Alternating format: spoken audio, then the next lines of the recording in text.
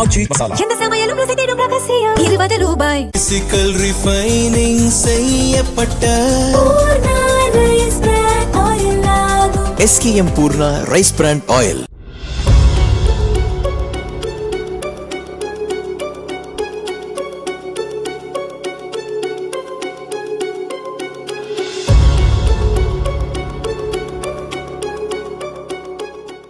சிவகங்கை மாவட்டம் காரைக்குடி அருகே சாத்தம்பத்தி மணிமுத்தாறு பகுதியில் இரவு நேரங்களில் சட்டவிரோதமாக மணல் அள்ளப்படுவதாக கல்லல் காவல் நிலையத்துக்கு தகவல் கிடைத்தது.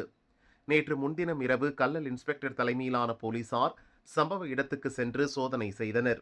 அப்போது ஒரு சரக்கு வாகனத்தில் மணல் அள்ளி கொண்டிருந்த கும்பல் போலீசாரை கண்டதும் வாகனத்தை அங்கேயே விட்டுவிட்டு தப்பி ஓடியது. இதையடுத்து அந்த சரக்கு வாகனத்தை போலீசார் பறிமுதல் செய்து கல்லல் காவல் நிலையத்துக்கு கொண்டு சென்றனர். விசாரணையில் அந்த வாகனம் கல்லுப்பட்டியைச் சேர்ந்த திமுக இளைஞரணி துணை அமைப்பாளர் அடைக்கலராஜுக்கு சொந்தமானது என்பது தெரிய வந்தது. இந்த நிலையில் இரவு மதுபோதையில் கல்லல் காவல் நிலையத்துக்கு சென்ற அடைக்கலராஜ் அங்கிருந்த சப் இன்ஸ்பெக்டர் துரைசிங்கத்திடம் பறிமுதல் செய்த வாகனத்தை தரும்படி வாக்குவாதத்தில் ஈடுபட்டுள்ளார்.